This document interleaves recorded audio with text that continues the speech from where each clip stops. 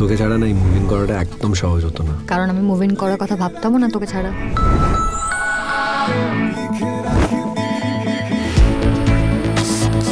তুই কি করে যে এই ছেলে মেয়ে একসাথে থাকার ব্যাপারটা লোকটা খাওয়ালি কে জানে? প্রোগ্রেসিভ আছে বলতে হবে। হ্যাঁ, আমি মানুষটা একটু সেকেলে টাইপের। তা কতদিন হলো বিয়ে? তুই ওদের বলেছিস উই আর ম্যারিড? নিরুপায় হয়ে আমি ম্যারিড কাপলের মিথ্যে কথাটা বলেছিলাম, শুধুমাত্র একটা ফ্ল্যাটের ব্যবস্থা করব বলে।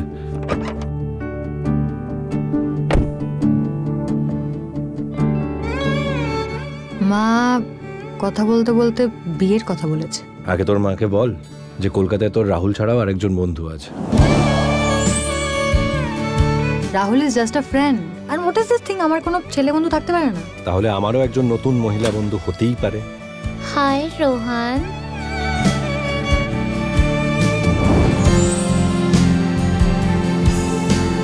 রাহুলকে নিয়ে তুই জেলাস হয়েছিস, এখন হঠাৎ করে তা নিয়ে এসে যাওয়ার পর তুই নিজের মতোই স্কোরটাকে ইকুয়াল করার চেষ্টা করছিস, তাই তো? এই ঝামেলা কি মিটবে, নাকি আসবে নতুন কোনো ঝামেলা?